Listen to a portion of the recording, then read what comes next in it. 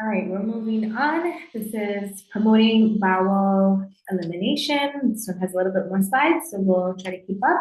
Pause and take a look and see what you need to know. Pause and take a look here as well. So we're going to go over the structures. So of course, we know the structures are important. You will have to know this in order to succeed in MedSurg 1. So the structures involved in waste elimination, you have your small intestine. There are three parts to your small intestine. It's the duodenum, it's the jejunum, and it's the ileum. These carry this chyme or chyme from the stomach to the large intestine. You also have an ileocecal valve. This controls the flow of chyme in the large intestines. So the pancreatic function here actually begins when this chyme enters our duodenum. pH changes, this begins in the duodenum as well. It's this protective environment that allows the small bowel lining to have those environmental changes. This chyme arrives at the ileocecal valve approximately 4 hours after the meal. The valve prevents backflow of the digestive product.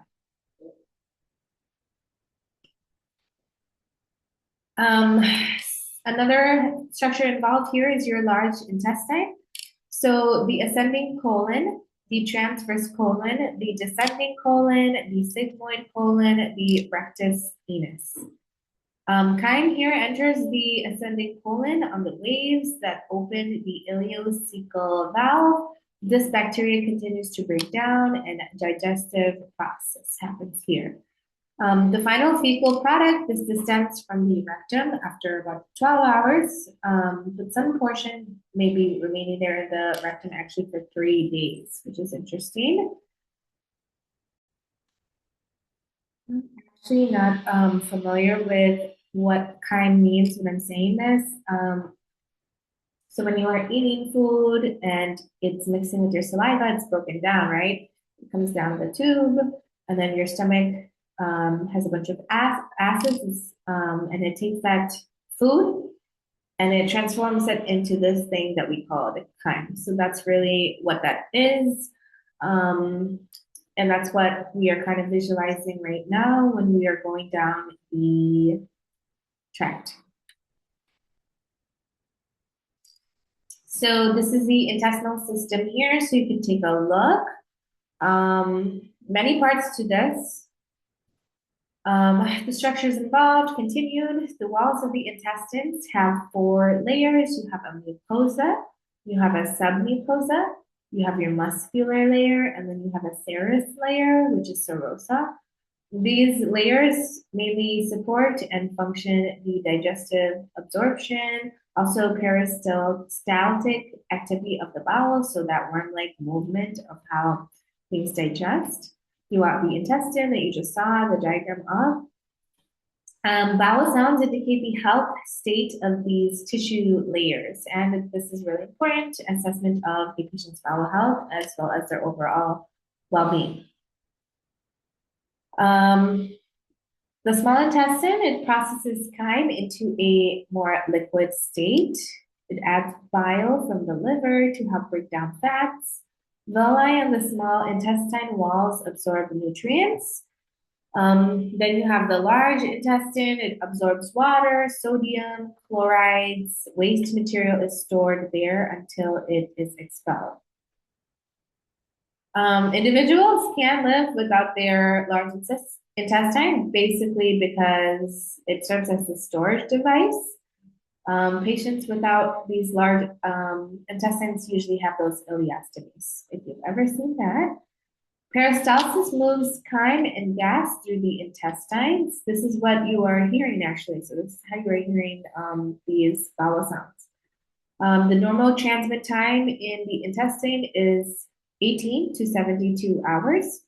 Feces is stored in the sigmoid colon until the gastrocolic reflex initiates defecation. Defecation is under voluntary control and it uses the Valsalva maneuver. pH continues to become more like this alkaline to neutralize this acid base that's left by the digestive bacteria. You also see that there is mucus secreted in the large bowel. It's sticky. It also allows the feces to form a solid mass. Here are the effects of the aging on the intestinal tract. So atrophy of the villi, decreased absorption of fats and vitamin B12, decrease in motility. Bowel habits should not change in the normal healthy individual. So it's important, of course, to know the structures. That way you can visualize and understand the different parts. And you should also really know these effects of aging. So what does normal stool look like? It is a light to dark brown color. The consistency should be soft formed in children and adults. It consists of a quarter of solids as well as 3/4 of water. The way that your stool will look is affected by your diet as well as your metabolism. So it's going to be different for what everybody is. Composition, so the solid materials consist of about 70% undigested roughage from carbohydrates, fat, protein, and inorganic matter. Then 30% is this dead bacteria. Abnormal stool. So blood in the stool. This is the most serious abnormality. When we see fresh red blood, you know that this is bleeding in the colon. How do I know that? Is if you go back on the diagram, you should also be able to visualize and remember where is the colon. We have occult, which means to not easily visible. So this is referring to an upper GI bleed. They do these like fecal occult tests to see is there blood. They check your stool. Black stool is referred to melena. If you see pale white or light gray stool, this is an absence of bile in the intestines. And then large amounts of mucus, fat, or pus or parasites, this is also abnormal. If you are seeing an GI bleed, what symptoms might you see in a patient? You would see something like pain, discomfort, maybe cramping. Also, what a nurse would really do in real life and what you would want to assess is look at their blood count. You would want to go with their labs and see the lab values that have been drawn, which would be their blood count. If their blood volume is decreased, then you know that they've been having some type of bleeding somewhere in the body, but you've identified it's happening in their GI tract. Now you know this is where it's happening. You also might see they may feel fatigue, shortness of breath, stuff like that. And that is from pain and also from that blood loss. Hypoactive bowel and constipation. This indicates a decrease in peristalsis, usually results in constipation. The causes of this, immobility, so not moving enough, injury to the bowel of any sorts, drugs, surgery. Patient restricted to bed is at risk for constipation. So if somebody is immobile or it just had surgery, that is someone that is likely to become constipated because for many reasons they are not moving. They're probably taking some drugs to help pain and so on and so forth, other medical issues that are coming in their life, but that is now having an effect on your GI tract.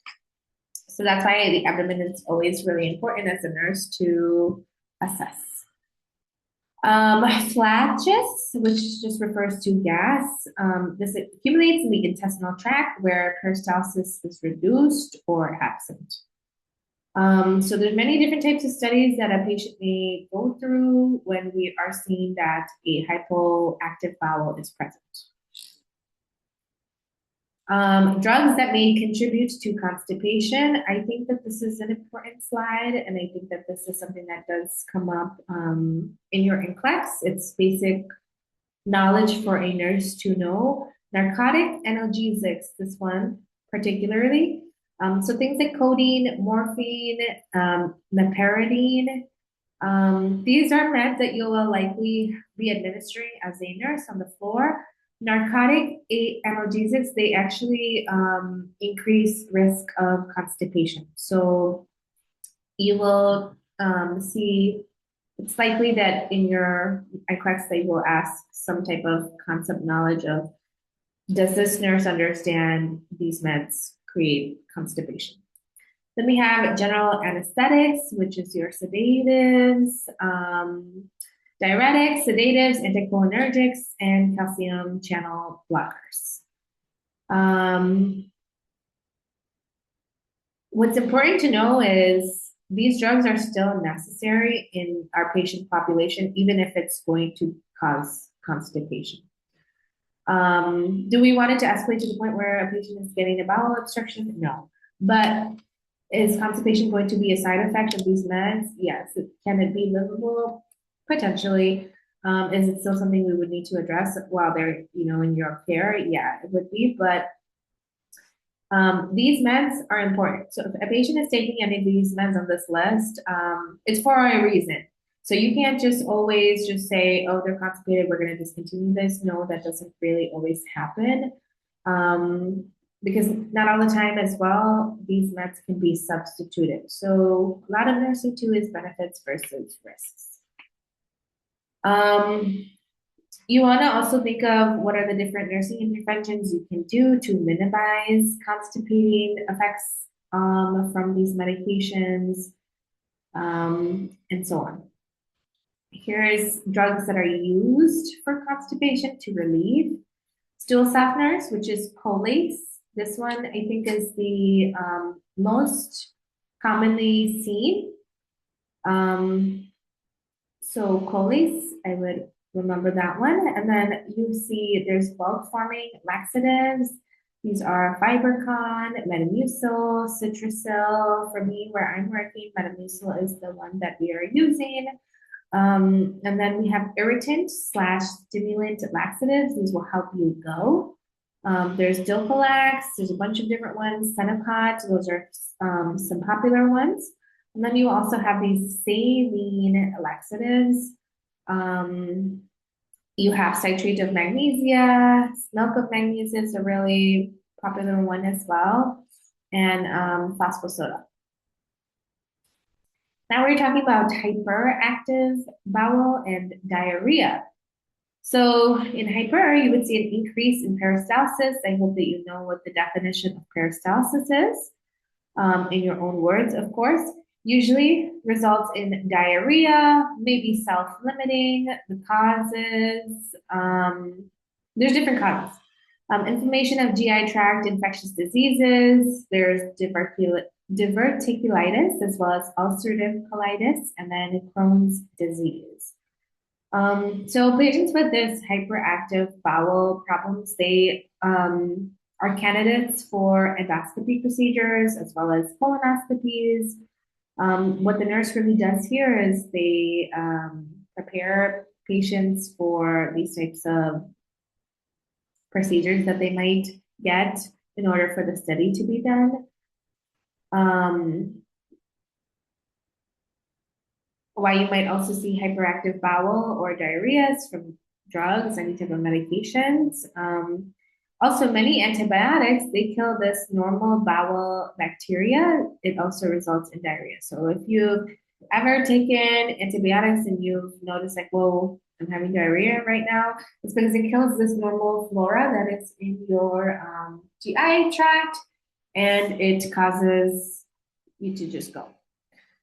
Patients who experience diarrhea from antibiotics, they need to replace this flora, which would mean you need to get this flora from eating yogurt, drinking buttermilk, or taking something over the counter, which is acidophilus. Think about it too. If you have a patient that is taking antibiotics, now they're experiencing diarrhea, and then they come to you and they're like, this diarrhea is too crazy for me. I'm not taking my antibiotics pill. What would you do as a nurse? How can you make sure that they still complete their course of pills? Because antibiotics would be important in this situation. And if they get this residual effect of diarrhea and they're telling you, I'm not taking this. What would you do? How could you handle that as a nurse? So here are some medications that you can use. There's a paregoric, there's Lomato, Imodium, Modafin. I think most of us, or maybe not, are familiar or have heard of loperamide, which is Imodium. This, I think, is one of the more common ones that you will see to prevent diarrhea. Fecal incontinence. So this is lack of voluntary control of fecal evacuation, inability to retain feces. The causes is illness, cerebrovascular accident, traumatic injury, neurogenic dysfunction, distressing condition that causes a loss of dignity. So nobody would like this, right? I think as a nurse, of course, we also don't enjoy to, be always taking care of the patient who has fecal incontinence, but it's just really important that you have to put your feelings to the side because you chose to be a nurse. They didn't choose to have fecal incontinence. And you don't want to be the nurse that contributes to the grief of this. And also you stressing them out and making them feel embarrassed or uncomfortable can also increase that issue of fecal incontinence because you're going to stress them out. Stress will also affect the GI system, which some of you may experience yourself. So don't contribute to that any more than what they're already feeling, which can be hard to do in the real life because you're going to have to deal with those odors as well as probably cleanup. What I would recommend as a nurse is whenever you have these types of patients, you just wear a mask so you can filter your emotions. And I will say a little tip that I have that I want you to remember is when you're dealing with a lot of fecal incontinence patients, what you can do as a nurse is take one mask, you apply it, and you take toothpaste and you apply it on top of that mask, and then you take a second mask and you slap it together like a sandwich, and you wear it. That way you have two masks on, and you have a peppermint smell, which is an anti-nausea smell actually, that would help you navigate odors and so on. And it also controls your emotion. But I do think the point of it being a distressing condition and loss of dignity for a lot of patients is important because, maybe because I work in psych, but you never want to make your patient feel bad or make them feel like, they are a burden for you. No matter how severe these things may look, you chose to stop. Your initial assessment. So how would you assess as a nurse? Of course, I always find these slides really important. So does your patient have a bowel problem? What is their usual bowel pattern? Are you asking them, hey, when do you usually go? Or how many times do you usually go? Are there any measures that you use to promote defecation? Some patients, maybe they drink tea, stuff like that. Are they using any enemas? Are they using any laxatives? This would be really important for you to know. What are they typically eating? Are they sedentary? Do they sit down a lot? Do they move? And then you also want to know foods that produce diarrhea or constipation for them, because something that I eat might be tolerated well in my body, but something that somebody else eats that I just ate, they may not tolerate it well. Disorders that contribute to constipation or diarrhea. So do they have any conditions that would contribute to this constipation or diarrhea? Of course, in regards to, all this emotional side of this is you always want to be very private and, just approach them in a way that makes them feel comfortable, because I feel like nobody likes to talk about their bowel habits, right? So as a nurse, you should always make sure that this can be a difficult conversation for some people, or even culturally, some people don't like to discuss these things.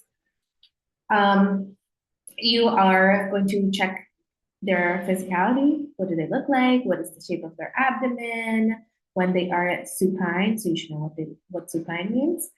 Is it flat? Is it distended? You auscultate for vowel sounds in all four quadrants. And you percuss for the presence of excessive air or gas in the abdomen. You also will be palpating for masses or tenderness. So today in my group, we went over how to auscultate for vowel sounds. So if you do not know how to do it, make sure that you know that, and then make sure you know the order of auscultate. Well, first you're inspecting, right? Then you auscultate, then you percuss, and you palpate. I think it's really important to know why do you auscultate before you percuss or palpate or anything like that. So make sure you understand why do you auscultate before you get hands-on. So here are some nursing diagnoses and problem identifications that you may have. There's constipation related to hypoactive bowel. Then you have diarrhea related to food intolerance, bowel incontinence related to loss of anal sphincter control. There's other ones here. Just take a look and read it. Here we go. Question number 1. The most serious abnormality in the stool is, I would hope you know this, but pause and take a look. It would be blood. So blood is the most serious abnormality. How do you know that a patient is actively bleeding? How would you know? What color would that look like? Which patient is at greatest risk for constipation? So pause and try to think about it. I think this is a good question. So actually it would be whoever is most likely to be at bed rest, okay? This would be your number 4, 18-year-old with a fractured pelvis who would be on bed rest for months. Which 2 groups may become dehydrated very quickly if diarrhea persists? Pause and take a look. The answer choice here is infants and the elderly. So if you remember on the last chapter, we saw that infants are using the bathroom frequently. And then we knew in the slides, elderly patients, as well as the last chapter, elderly patients also would be at risk here. So this is your answer choice. Elderly and infants, they become dehydrated very quickly. Pause and take a look.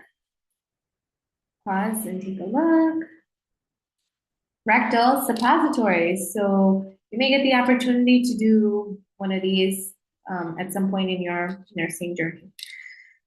This is used to promote bowel movements. There's glycerin and bisocotyl suppositories. They promote bowel evacuation. They stimulate the inner surface of your rectum and they increase this urge to defecate. Form gas that expands the rectum, melt into a lubricating material to coat the stool for easier passage to the anal sphincter. So I have given these. Sometimes they're like in this big white shape pill. You stick it in and it melts. And then your patient goes and they go. They definitely go. Familiarize yourself with those. And then also here we see enemas. This is fluid that's introduced into the rectum by means of a tube. As LPNs, you will likely be doing this. This stimulates peristalsis or washes out waste products. It's often given before a colonoscopy or an x-ray to clear it out over there. And here you will see the volume of typical cleansing enema. The factors that determine the type of enema that you're going to get, it depends on your age and condition, the reason of why you are getting this enema, as well as what is your physician's preference. There are many types of enemas, so pause and make sure you are familiar with these. There's retention enema, cleansing enema, dissension reduction enema, medicated enema, disposal enema. This is how you would be giving an enema. So the patient is kind of flat, but they're thigh is crossed over a little bit, and that allows for easy insertion there.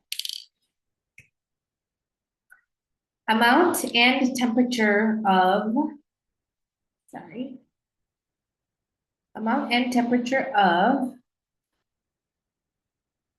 one second, solution. Disposable enema units, they contain about 240 milliliters of the solution. They may be given at room temperature. They work better when they're slightly warmed.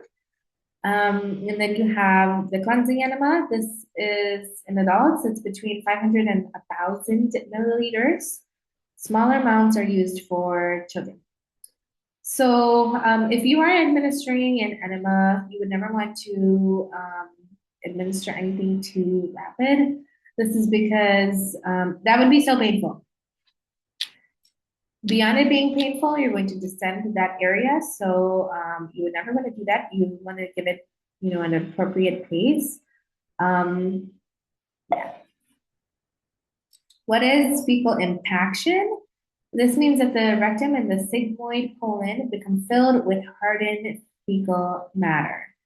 The most obvious signs is the presence of or only a small amount of bowel movement for more than 3 days in a patient who has a bowel movement more frequently. This occurs in patients who are very ill, are on bed rest, or are confused.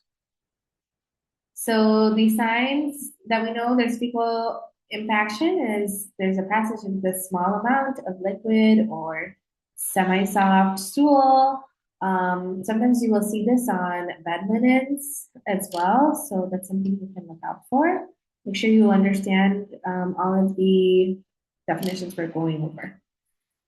Bowel training for incontinence.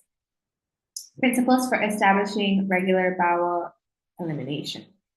Adequate diet, sufficient fluids, adequate exercise, sufficient rest. You need a regular time for evacuation to be established. So you don't want to be trying to have them go at 5 a.m., then 7 a.m., then 2 a.m., 3 a.m. Like you need a regular time that would be helpful for that patient. And you want to establish a routine. So, hey, let's try to go to the bathroom every day for the next 5 days at 8 a.m. That way their system will try to establish this routine, and it's true, your body will actually form a routine. All efforts must be made to provide patient with the environment that is conducive to evaluation. So what that really means is you need to make sure, does this work for your patient? Is this plan okay for your patient? May require digital stimulation to relax the anal sphincter. Digital stimulation literally means digits, which are your fingers. Your fingers have to stimulate that area to relax the anal sphincter. Suppositories, stool softeners, and bulk laxatives are used to assist in establishing a normal, regular bowel pattern. So, obviously it might not be super comfortable for you, like I said, but it's just a normal part of nursing. It's a humbling part of nursing. So, yeah. Bowel-ostomy, this is a diversion of intestinal contents from their normal path. Results in a formation of an external opening. This is called a stoma. This may be an internal tissue pouch with a valve opening. Special procedures aid in effective controlled elimination through this stoma. I think that the best way to learn or visualize, the ostomy and stuff like that we're about to go over the next couple slides is to look up a video. That is your responsibility as a student, is to be able to visualize what does a stoma look like, what does an ostomy look like, how do I care for it, stuff like that. Ostomies, they can be temporary, they can also be permanent. You have an ileostomy and you also have a colostomy. So there's two types of there's two types of ostomies. One is the ileostomy. This is a diversion of the small bowel contents to a pouch or the stoma. Effluent is liquid. And then colostomy, this is diversion of the colon. Effluent may be liquid or solid depending on the site. It may require some type of irrigation. It's important to know, or if you were confused, effluent is referring to liquid that is being pushed out or fluid that is being pushed out. Whenever you're getting, your patient list as a nurse and they're giving you a report and they're saying, hey, you've got patient John Doe with an ileostomy, and then you have Margaret with a colostomy. You want to always ask the nurse or look up yourself, why did they receive this elimination diversion? Like what happened for them to have this ostomy? This is a sigmoid colostomy, so always make sure you are familiar with these diagrams, guys, because they may come up in your NCLEX and stuff like that. Here is a descending colostomy. And then here is a ascending colostomy. Double barrel colostomy, ileostomy, and cock pouch. So what I want you guys to do is for these last 4 pictures, just make sure that you, 4, 5, 6, how many ever that was, these diagrams, write just simple notes of the type of colostomy and why this type is being used compared to the other diagrams that were just in these last couple slides. So make sure you do that, that way you're prepared. And then finally, ostomy care. So there is skin care. Stoma and the skin need to be washed with mild soap and water and patted dry. The skin barrier paste is applied typically. Applying an ostomy appliance is the patient is positioned with the stoma protruding through the opening in the center of the faceplate.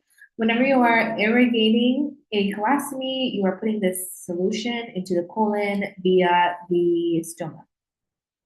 You always want to make sure that the appliance is the correct size for the patient's stoma, because everyone's stoma will be looking different. So the slide didn't really touch on what does the stoma actually look like, so I'm just going to present it to you guys real quick. So this part is important to know, of course, so make sure you are writing down and being attentive to it. Your stoma is supposed to be pink to a beefy red color. It literally looks like beef. It's supposed to look soft. It should not be bleeding continuously or anything like that, so you always wanted to make note of that.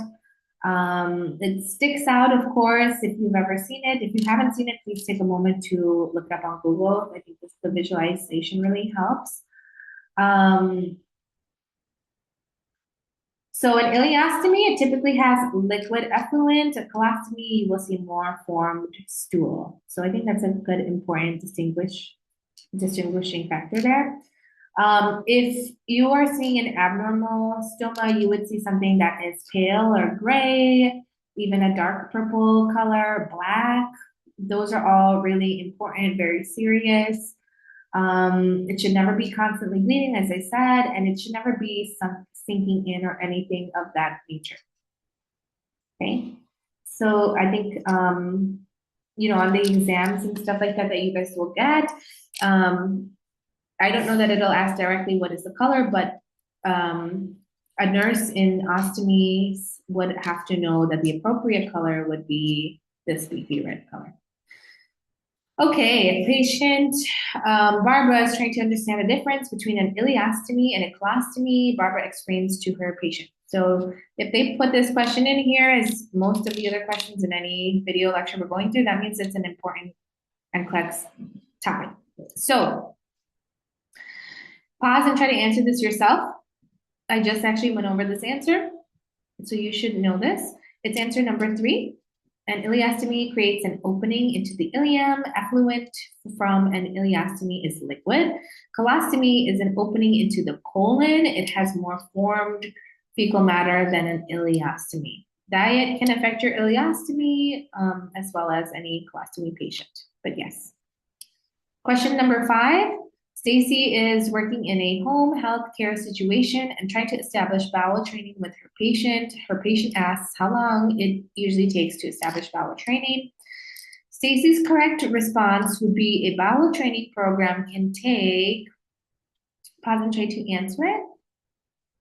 The answer is actually number 3. It's actually a couple of months or longer. So it does take that long for you to retrain after you're a patient who is fecally incontinent, which, I mean, if they're going all over themselves, it is not going to be something that's an overnight fix. It's something that would take a little bit longer. That I don't know that that was actually covered in the slides, but this is the kind of what I'm trying to show you guys. You would have to sit there and just really think to yourself, even if the content wasn't covered, you would ask yourself, can I bowel train in a day or longer, or in weeks or in months? What's most practical? What makes the most sense? Which answer choice makes the most sense if I really think about it? Make sure you review everything in this slide. There was a lot of information, sorry, in this whole presentation, there's a lot of information, a lot of vocab. So make sure you are able to visualize and understand everything that you heard. And good luck with your studying, guys. You will, like I said, get a quiz. So anything that was important and mentioned here, hopefully you took notes. And good luck with your studying.